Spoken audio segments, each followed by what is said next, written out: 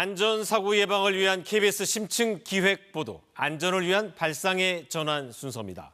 오늘은 많은 시민들이 매일 이용하는 에스컬레이터 사고를 집중 분석합니다. 서울 지하철에 있는 에스컬레이터의 30%가 20년 이상 된 노후화 에스컬레이터이고 대부분 중국산이라서 유지 보수에도 어려움이 있는 걸로 나타났습니다. 신수빈 기자가 현장 취재했습니다. 에스컬레이터를 타고 올라가던 승객들이 중심을 잃고 아랫바닥으로 굴러 떨어집니다. 출근길 갑자기 발생한 에스컬레이터 역주행 사고로 10여 명이 다쳤습니다. 쾅하는 소리랑 함께 에스컬레이터가 밑으로 확 추락하더라고요. 거의 1초에서 2초 안에 와르르 쏟아져 내렸어요. 잊을만 하면 발생하는 에스컬레이터 사고에 시민들은 불안하기만 합니다. 출퇴근 시간에 사람 많을 때 옆에서 막 뛰어다니고 그러면 옆에 사람 다칠까 봐 무서우고 걱정돼요. 이 지하철 역사에는 에스컬레이터의 역주행을 막는 장치가 설치됐습니다. 모터 속도를 줄여주는 감속기가 고장나 운행 속도가 갑자기 빨라질 경우 곧바로 보조 제동 장치가 작동해 역주행을 막아줍니다. 메인 구동체인이 끊어져가지고 뒤로 막 와르르 쏟아져 내리는 경우 있었잖아요. 그러니까 궁극적으로 그런 걸 방지하기 위해서 난 거거든요. 홈에 걸려서 하면 더 이상 이게 멈춰요. 안 내려가요.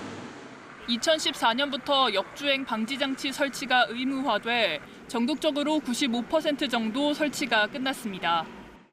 이와 함께 IoT, 즉 사물 인터넷 기술을 활용한 안전 제어 기술의 도입 필요성도 제기되고 있습니다. 실시간으로 에스컬레이터 운행 상태를 감시해 체인 등 주요 부품의 고장 여부를 미리 확인한 뒤 조치하는 방식입니다. 이 에스컬레이터에는 디딤판과 좌우 벽 사이의 틈이 거의 없습니다. 신발끈이나 옷자락이 끼지 않게 디딤판 양쪽에 마찰을 줄이는 소재를 붙여 틈새를 0.4mm까지 좁혔습니다. 현재까지 어떤 특별한 사고나 옷끼임 관련된 내용들은 없는 상황이고요. 확대 시행할 계획이 있습니다.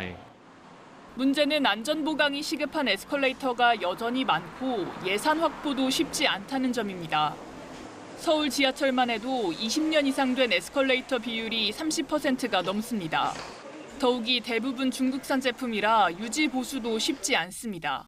선조치를 해주고 중국산 제조업체에 배상을 요구를 하는데 그 배상 요구가 잘 받아들이지 않고 있는 그런 실정입니다. 안전에 문제되는 제품을 국산으로 대체해야 될 문제가 참. 시설 보강 못지않게 에스컬레이터에서 뛰는 등 부품 수명을 단축할 수 있는 행동도 삼가야 합니다. 30배, 40배 정도 뛰면 충격이 생겨요. 어린애들이 그것을 보고 배우기 때문에 사고가 많이 일어나요. 이렇게 빈 곳을 따라 걷거나 뛰는 경우가 빈번한데요. 에스컬레이터 이용할 때는 꼭 손잡이 잡으시고 가만히 서서 이용해야 합니다. 지난 3년 동안 국내에서 발생한 에스컬레이터 관련 중대 사고는 47건, 한 해 평균 15건이 넘습니다. 에스컬레이터 사고를 막기 위해 인공지능 기술까지 도입되고 있지만 무엇보다 평소 안전관리와 점검이 중요하다고 전문가들은 강조합니다. KBS 뉴스 신수빈입니다.